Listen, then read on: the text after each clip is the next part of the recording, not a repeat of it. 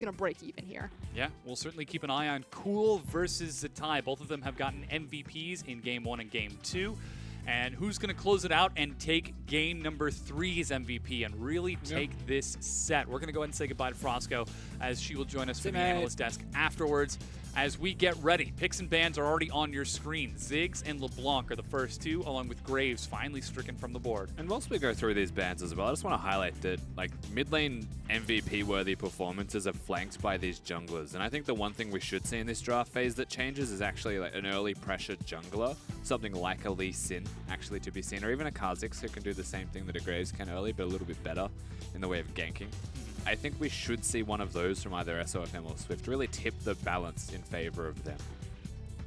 Question is it going to be that Rengar focused out? Is it going to be that Kha'Zix?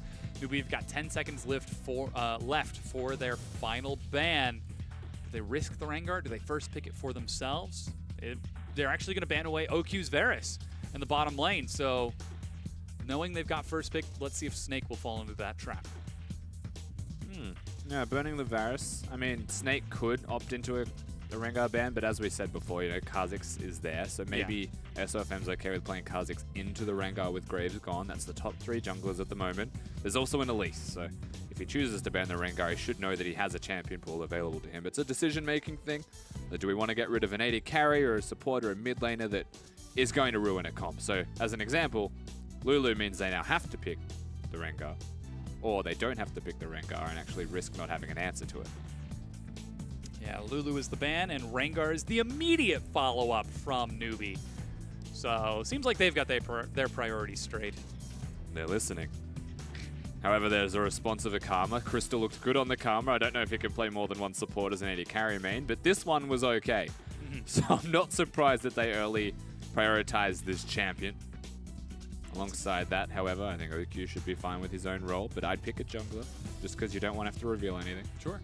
Instead, Snake are going to reveal that bottom lane. Once again, set OQ up on that Ezreal and give him a Karma flank to further support and enable OQ. Yeah, so they pick it so that Newbee can't. Happy is a good Ezreal player.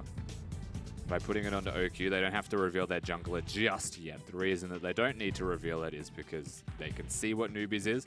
However, they do want to pick it in the 3rd rotation, which means Newbee now have the capabilities of pinching other roles. So if they don't go for the bottom lane, which they haven't, and now kind of throws a spanner in the works for Snake. What is our 3rd pick before the next ban phase? Certainly going to raise some eyebrows here as Nami is the final pickup for Moore in the bottom lane. So locking down that support very early on. It's a very early Nami in the draft. Yeah, it is, but it had to be one of the 2 from the bottom lane, I guess. Now it means that AD carries can get pinched by Snake against Newbee if they choose. But I also expect the jungler, so the Kha'Zix locked in there is the one thing that does make sense. Now we see what they focus. So Snake putting SOFM back on that assassin in the jungle, going to be all over the place. Get rid of the Shin. Yeah, is the follow-up.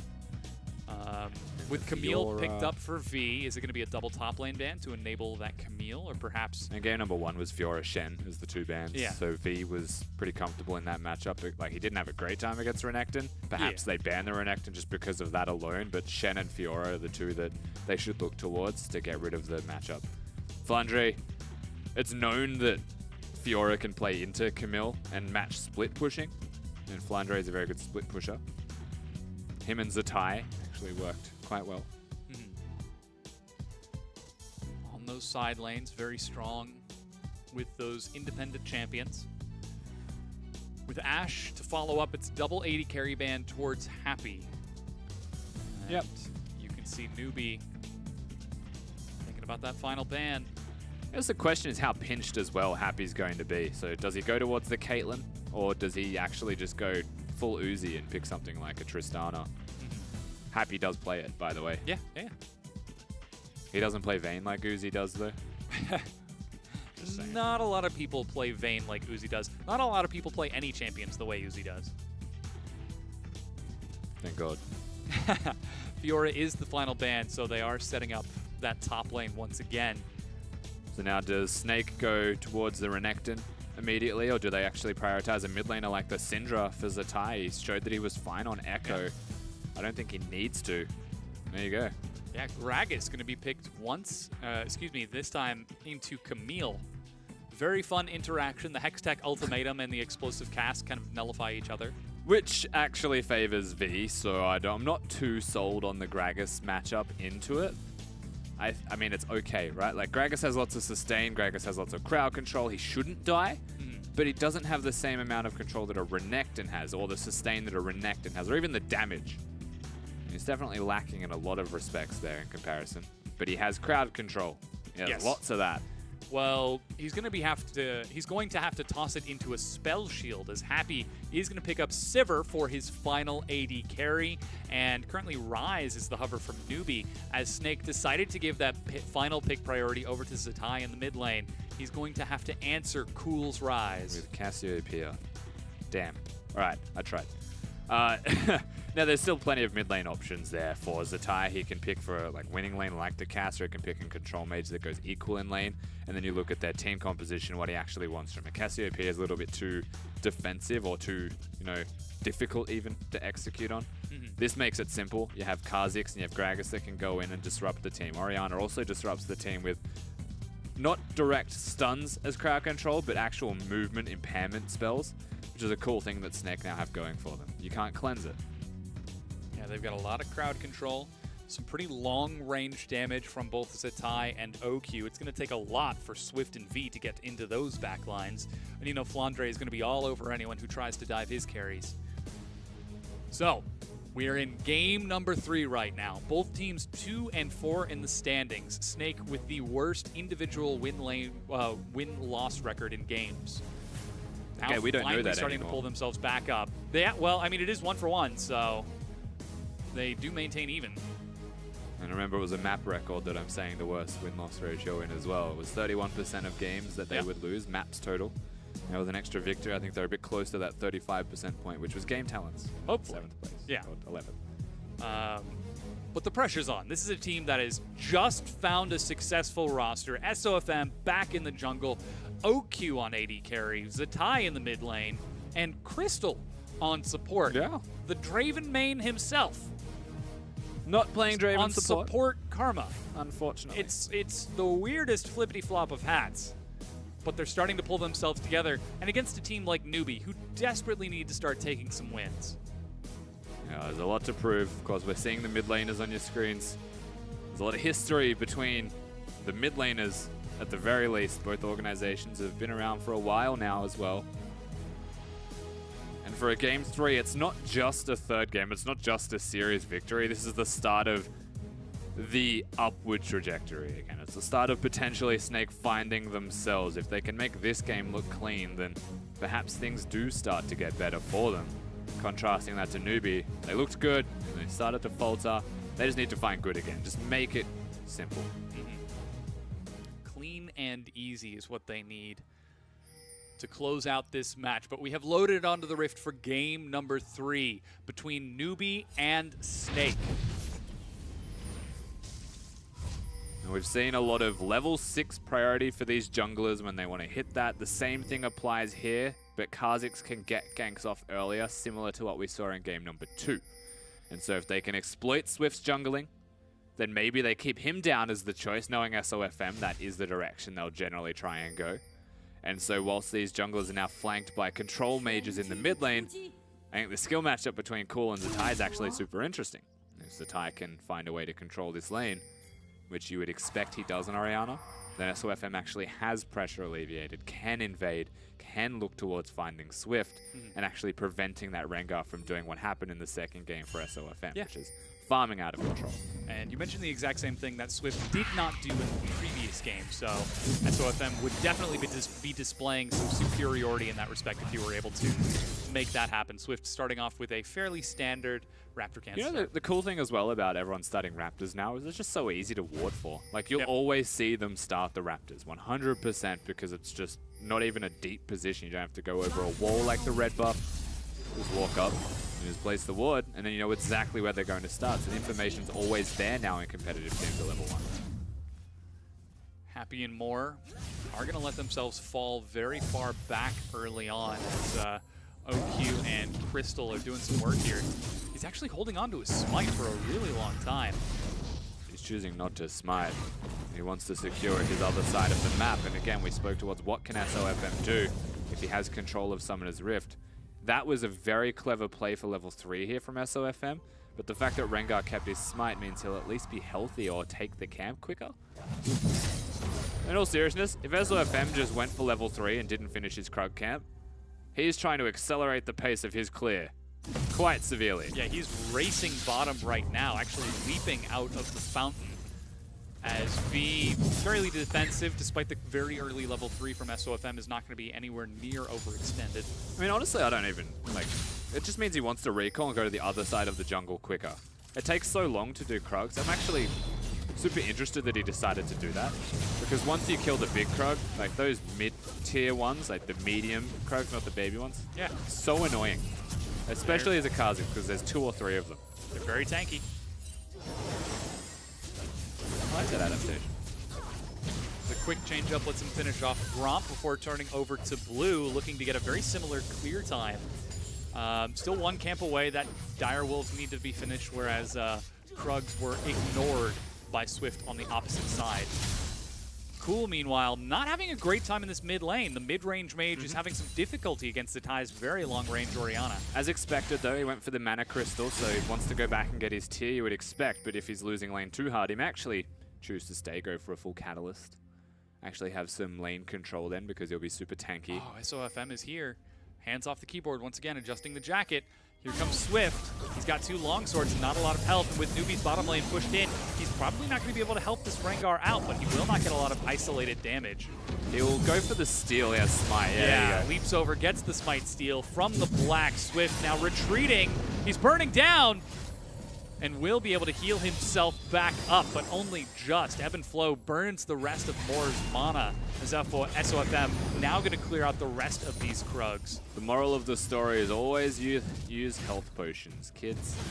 It saves lives. Saved Swift's life there. Yeah. SOFM's definitely the one at advantage here. He has his leap available one more time, so Swift's just trying to keep eyes on it. Nice pump fake. They want to dive. Yeah, they set up the tether with the spell shield down. That's exhaust as well. First blood, OQ. Wow.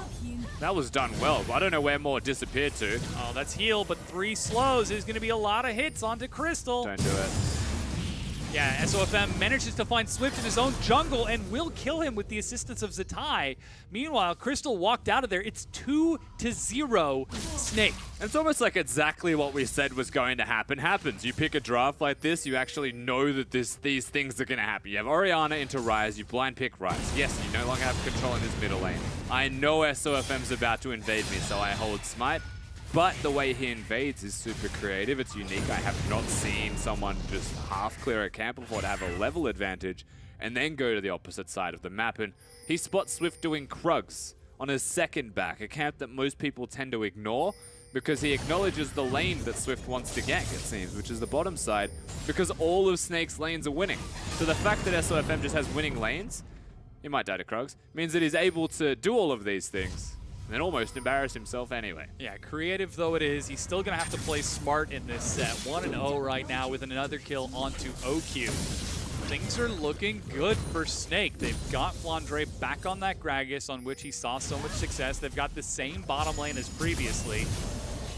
And the happy spell shield again is a little bit late. Crystal just continues to harass this bottom lane. That's a 12 CS lead so far. Yeah. And he's going to stop the recall here for sure.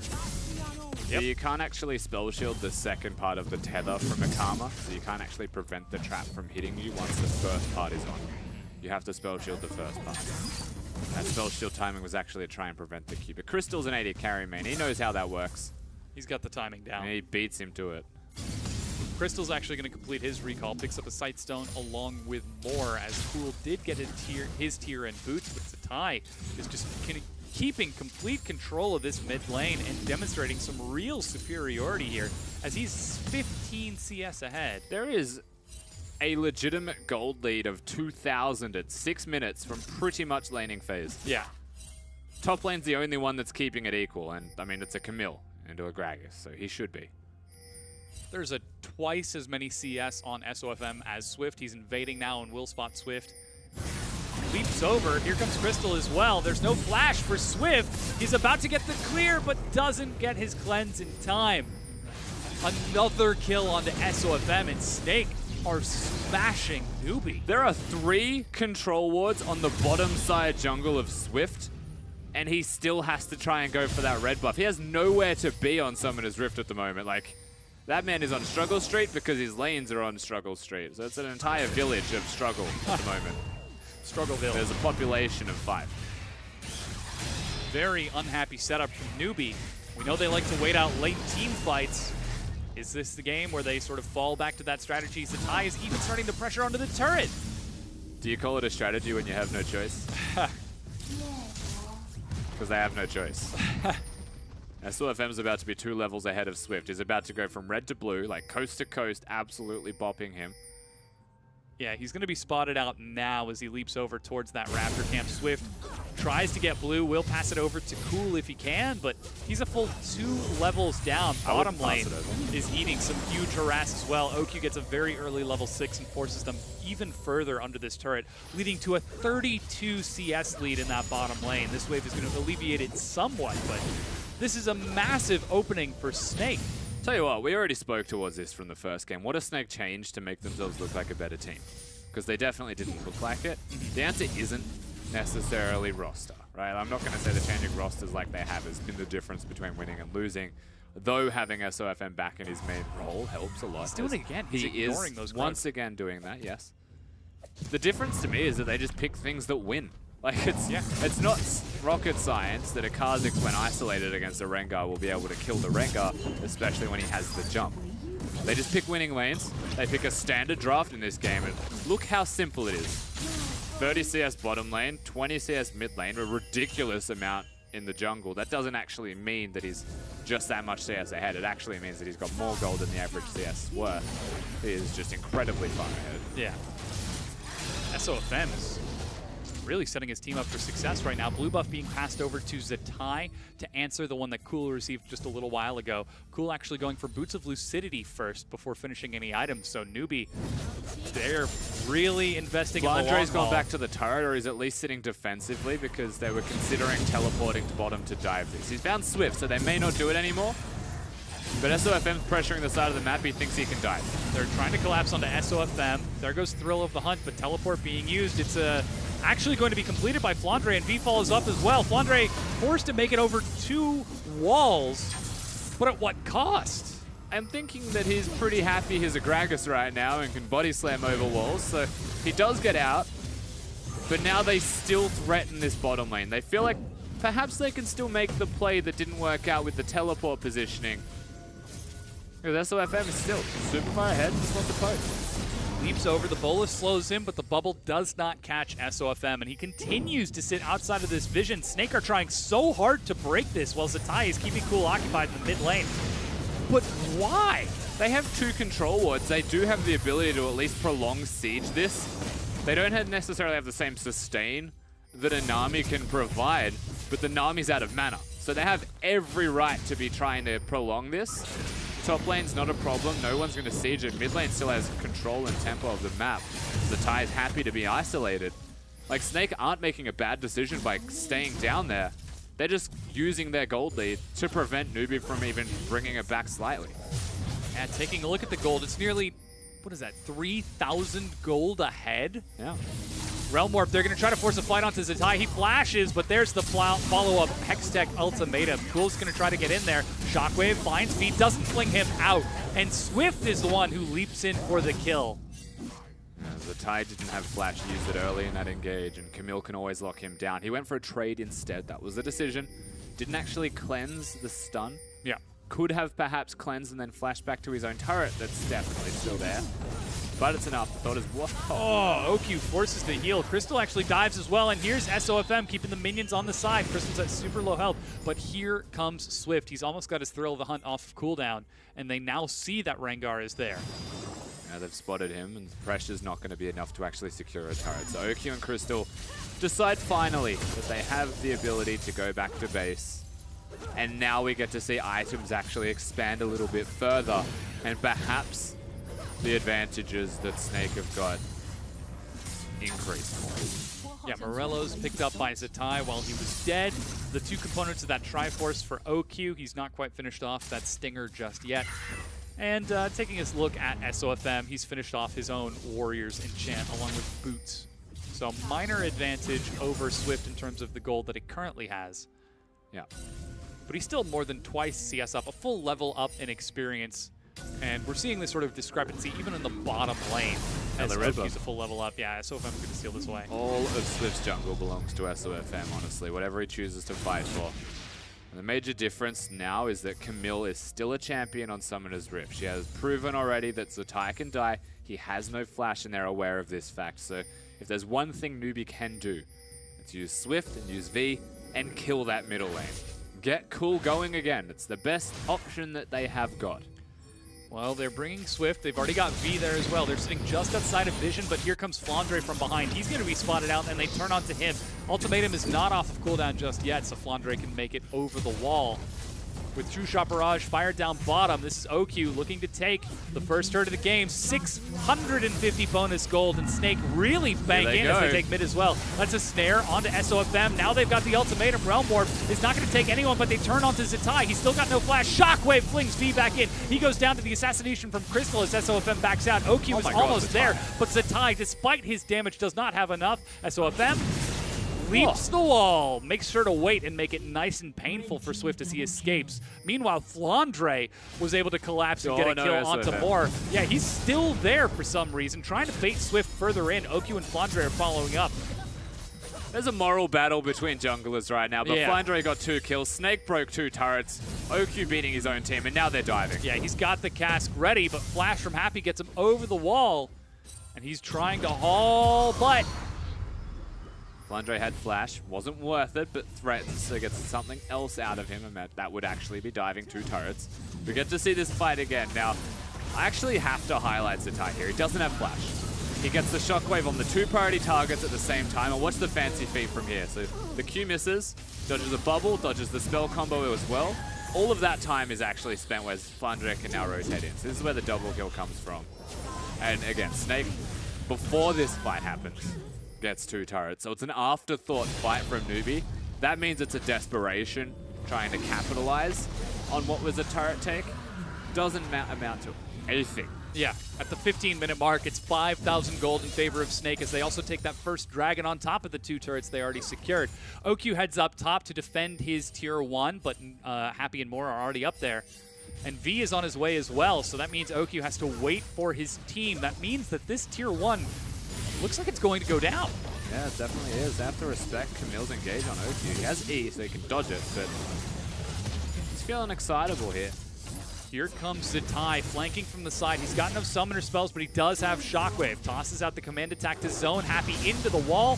Poor Sivir goes down. Flandre is waiting on the side, but he's actually spotted out by Swift, who gets Thrill of the Hunt, and then he's collapsed into the wall. This is brutal. Snake are tearing Newbee apart. They are completely dismantling Newbee right now. From the first minute of this game, it felt like hope was waning.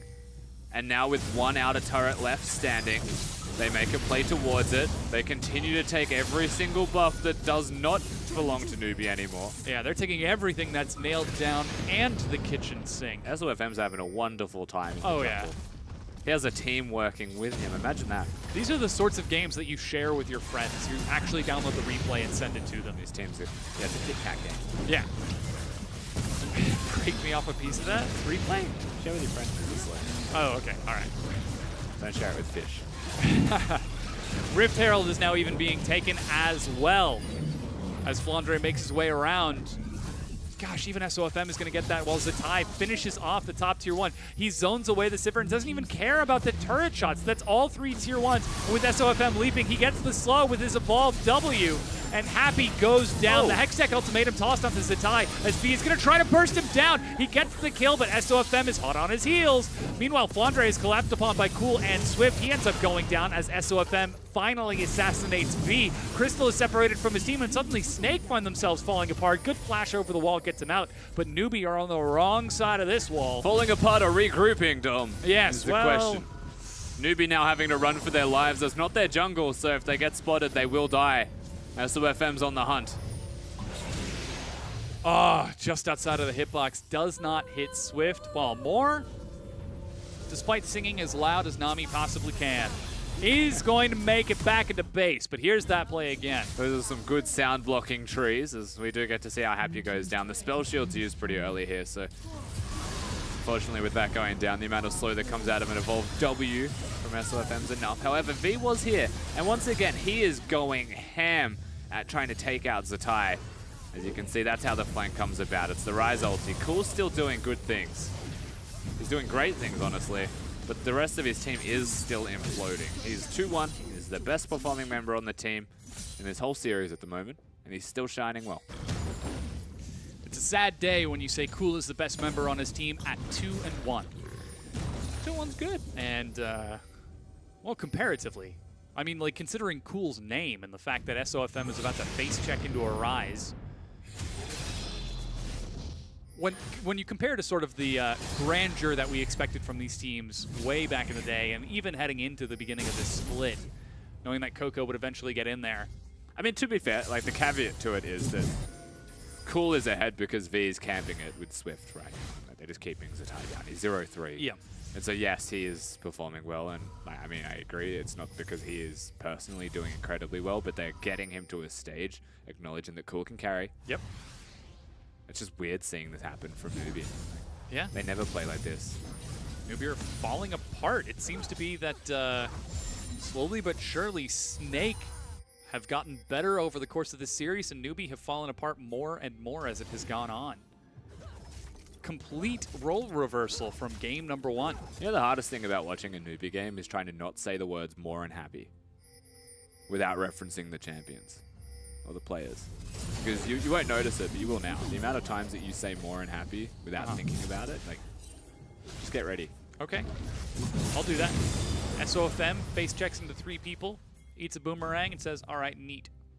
As he smites away the direwolf camp of Swift, once again laying claim to everything that he possibly can. Flandre is keeping V occupied in the bottom, as Zatai is split pushing on the opposite side of the map, still maintaining that split push persona, but this time on a full AP mage. Crystal finds some harassment more. He will die.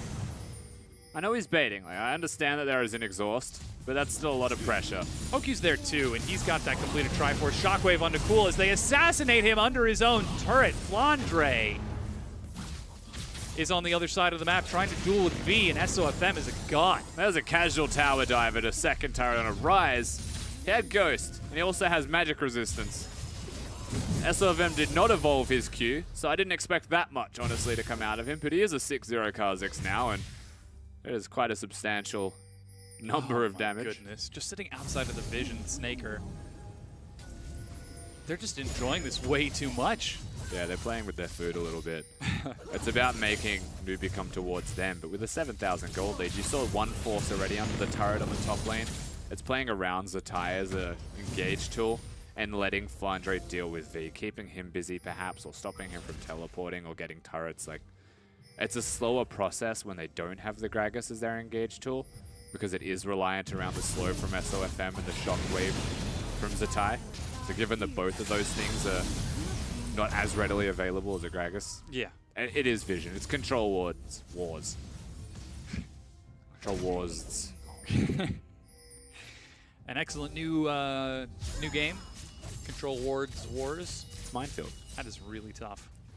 Finally, with the recall from Snake, they're going to stock up on some fresh control wards and refill the Eye of the Watchers on Crystal, along with the Ranger's Trinket from SOFM, so he can start setting down some additional vision.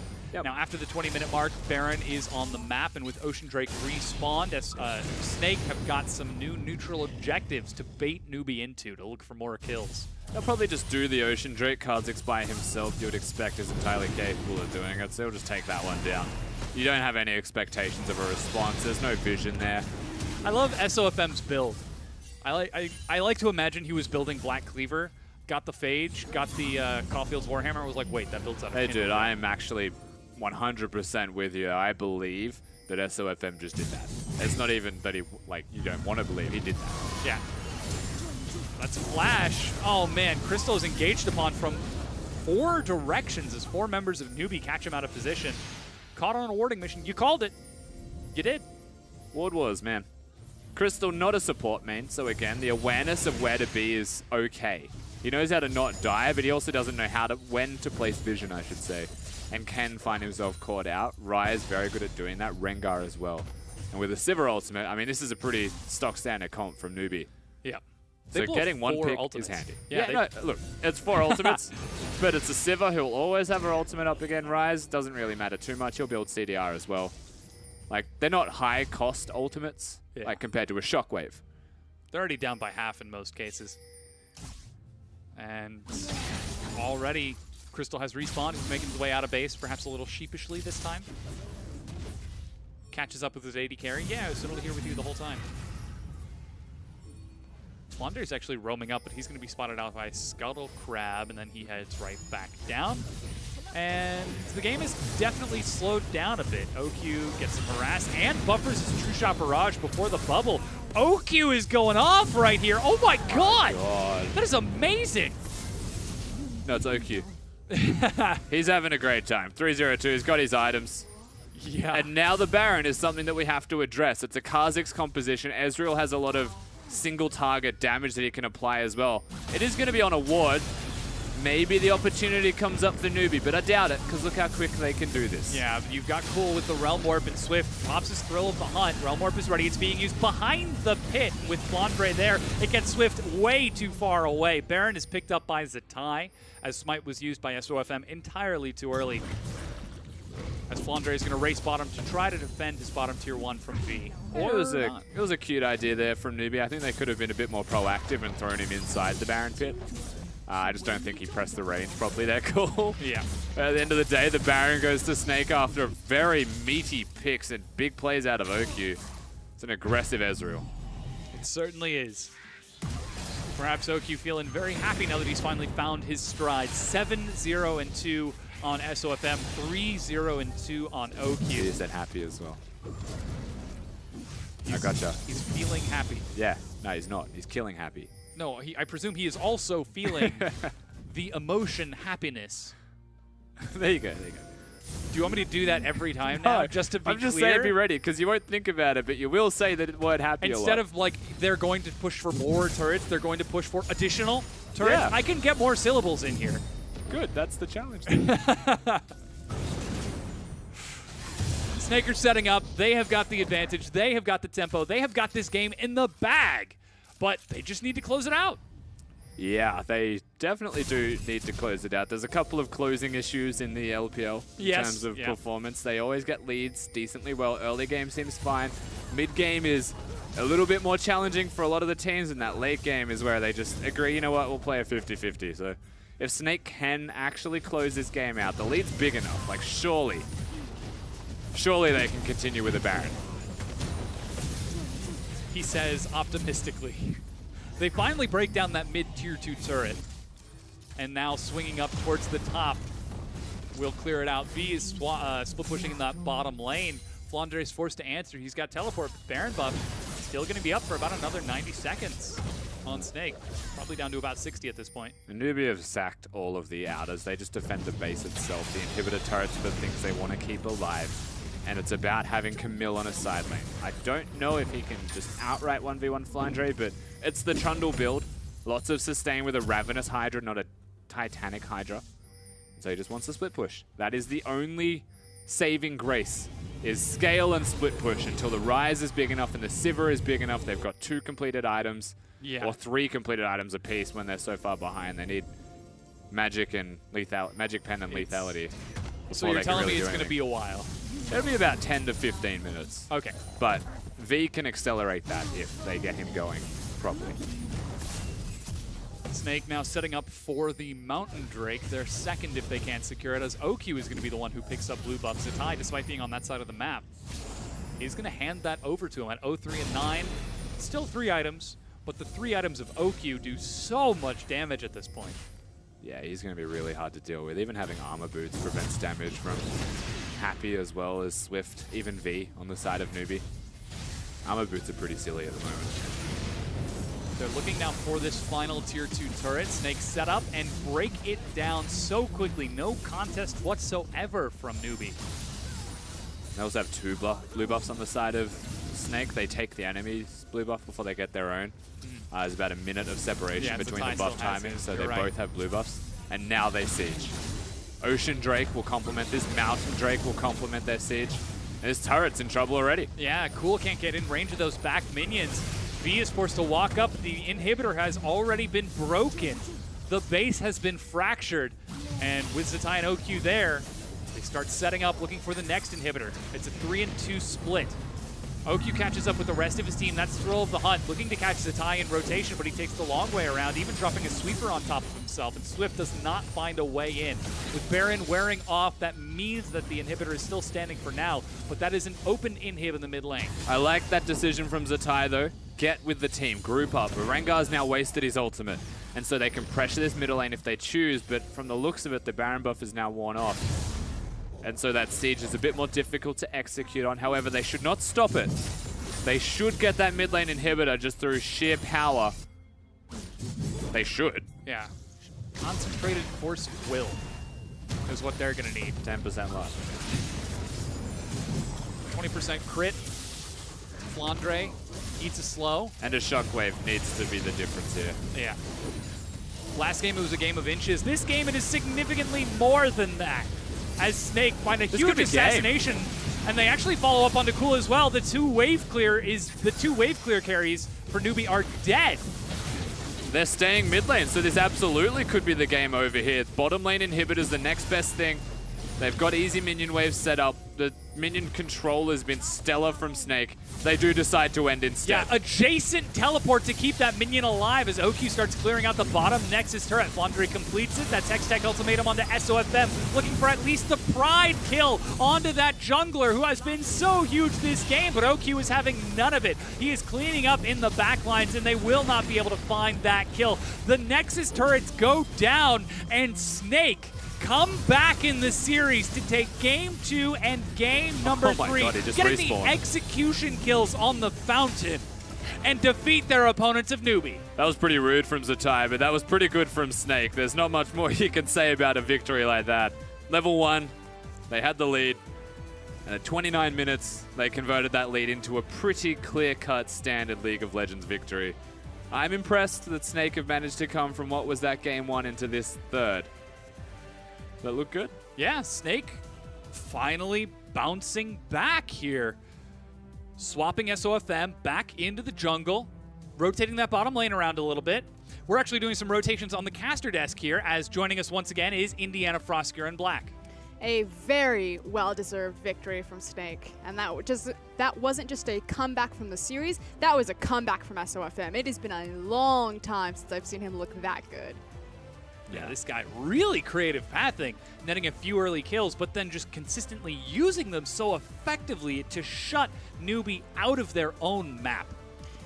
This was, I mean, we've used this phrase over and over again, a game of inches. I'm going to change it to a game of milliseconds. That's what League of Legends really is at the highest competitive level. And SOFM's jungle style is really a game of milliseconds through creative pathing. Rusty, you talked about it on the cast, you know, doing the Krug camp halfway just to get the level, then immediately resets his positioning, runs to the opposite side of the map. It just gains him those slight seconds to find Swift on Krugs, find the initial pressure point right there, and then he just viciously uses those leads to rip apart the rest of the map. I wonder if getting level 3 is actually normal off those 3 camps as well, or if he's running an experienced Quinn, because that is a legitimate strategy that a lot of junglers used to do, especially when it was just red buff into Krugs.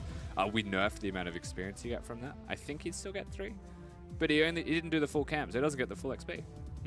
And SOFM, no stranger to running just kind of bizarre rune sets. His Graves is known throughout all of Vietnam, basically, as all AD. So he runs AD marks, seals, glyphs, and quints. Oh, no God. armor whatsoever in the Holy jungle. cow. And he just auto-kites every single camp perfectly. Whew.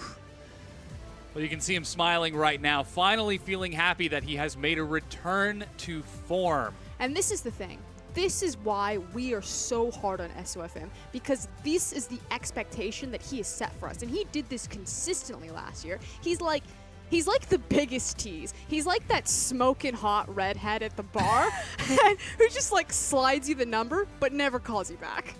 Oof. Brutal. Absolutely brutal. But SOFM, Jesus. he rang. He rang tonight. It took him a while, and he had to sort of build up his courage to it. But they finally pulled it together and took the win. You can see that gold graph is as smooth as ever. That is the smoking hot redhead. That graph. Look at that. That is straight up. This metaphor is going on for far too long. Just long enough. So, let's break down what we actually saw over the course of this series. Snake finally managed to pull themselves together. Zatai split pushed pretty much ever since he got the opportunity to on that Echo. Did enormous damage. SOFM was crazy. OQ made a huge showing in the AD carry role, and even Crystal in his one game in which he lost demonstrated that he's still playing up remarkably well. I mean, he even showed it in games 2 and 3 playing the support position, Yeah. which is kind of an abstract thing to consider, but he didn't look bad by any means. I mean, he got caught out of position once in a winning game that didn't amount to anything in particular. So, like, overall, I'd say they looked a lot better in games 2 and 3 just because they put SOFM back into the jungle. If that guy is an MVP, I am hurt personally by this decision. Like, he was the standout. Yeah. 100%. SOFM has said this multiple times.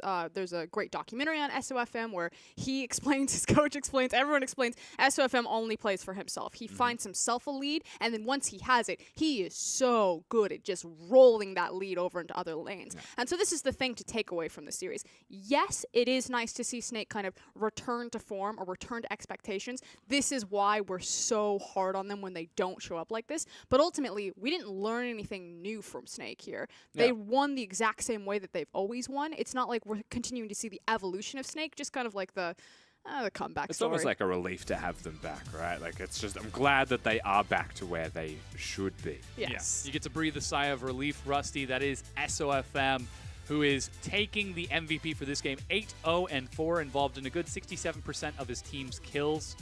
Not very high damage to gold efficiency overall, but still an exceptional performance. I mean, he succeeded where Swift failed when the Rengar matchup went the other way, is that he was like, you're on Rengar, I know just how to trip you up. Yeah. And completely invaded him, forced Swift off, put him behind, and because the jungler's behind, the rest of the map is behind. I mean, realistically as well, when you look at the jungle-to-jungle matchup and how both of these players play on Summoner's Rift, one of them does invade. So when you look at the matchup itself, I find it interesting that they decided the Rengar was the pick for Newbee instead of the Kha'Zix, when the Kha'Zix will always invade the Rengar.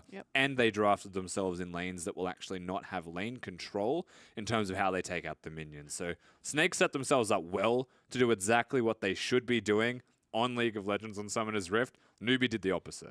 Does it become a bit of a concern as a Snake fan then that you see SOFM, he has these amazing moments when he pops off, but because he's playing for himself so exclusively, does that raise any sort of concern? That's always going to be a red flag, but the number one thing to take away from tonight, just not this series in general, is this core concept of identity. Like, we saw it with OMG. OMG know exactly what kind of team they are, and they draft to it, and that's how they beat Vici. Vici are just struggling to find themselves in the middle of the LPL. Snake, fans can sigh a sigh of relief because they figured out who they are again. And, like, that's fine. If you have one trick, but you're the best team at doing that trick, just keep doing it. Just give yourself winning lane matchups. You said it, Rusty, on cast. Like, they prioritize that they get the counter pick on mid lane, they have a winning bot lane or a winning top side of the map, and then SOFM just exploits those two pressure points and just invades repeatedly. If that's what works for you, just keep doing it. No one's going to stop you. The only sad thing for me about this is that when they looked really good at the end of last year, it was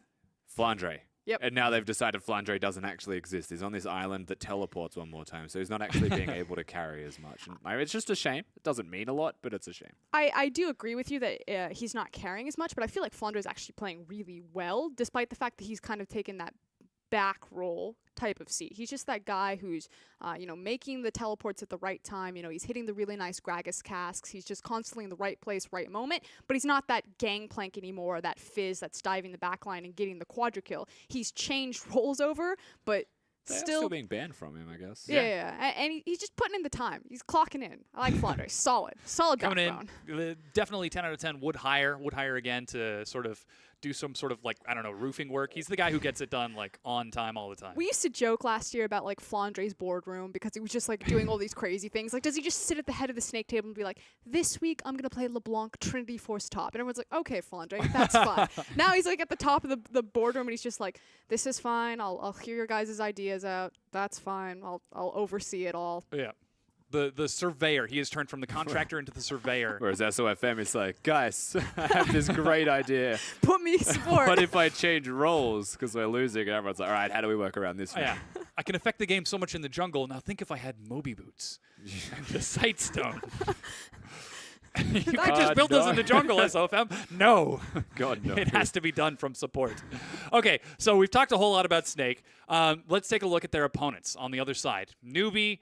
They started strong. I mean, great performance in game number 1, but then in game number 2, they had a couple of strong moments, and in game number 3, it just looked like they were at a complete loss.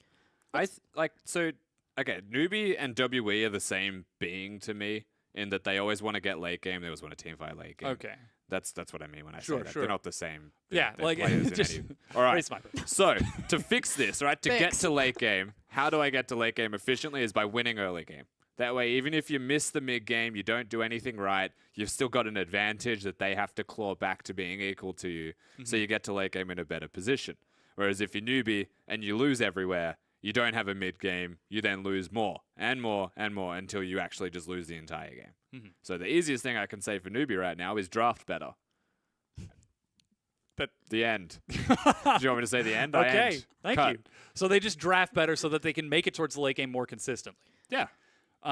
Is this something that can be easily fixed? You would think so, but this has been Newbee's problem for like 2 splits now. You think all the way back to when they had Dade on their Newbee had 3 different mid laners on their roster at one point, and they could never draft winning lanes. Like, it did not matter. Their identity was always late game, and it was just kind of a coin flip. Did the enemy team play late game or play early game? If yes, lose game. If no, win game. And that was really it. It was just kind of this very simple flow chart. The curious thing for me is that they stuck with Cool all 3 series. Yeah. They had the potential to go back to Coco, and I actually really expected game 3 that it was going to be, the bromance across the flower field, just running towards each other. Coco's like, it's fine, I'm here to play Jace. Maybe it would have been that sort of pride match between Zatai and Cool, and it was Zatai who showed that he could come out on top.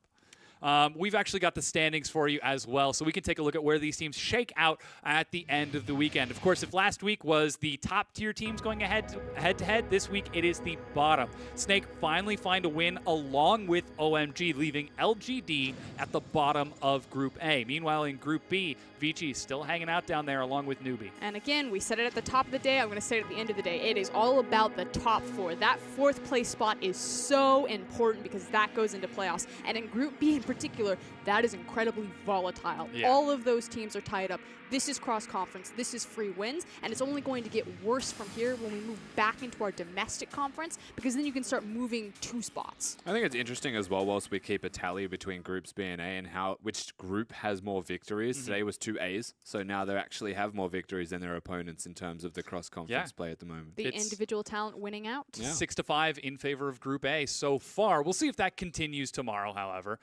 We are going to have some more exciting matches coming at you. It's IMA taking on Xiaogu and EDG versus Invictus Gaming. And that's our match of the week. Yeah, so be sure to bring your friends and tune into that. It's going to be a fun one. And, of course, on Saturday, we're going to get a chance to see the Bash brothers themselves, OMG, take on Game Talents. That one is going to be absolutely fantastic. You should definitely try to tune into that one. If you can make the match of the week, you can make Saturday night as well. And, even more story on top of it. Sunday, we've got IMA versus W. It's a great week for the LPL, all right? We've got a lot going on. Sunday on Fight Night. The producer's like, hype match of the week, hype match of the week. Tom's like, the entire schedule? Okay. Just keep on listing the entire thing. Okay, we're getting a loopy over here. We're going to call it a night. Thank you so much for watching. On behalf of my co-casters, analysts, and the entire production crew, thank you for watching, and we'll see you tomorrow. See you next time, fam. Tomorrow is next time. Goodbye.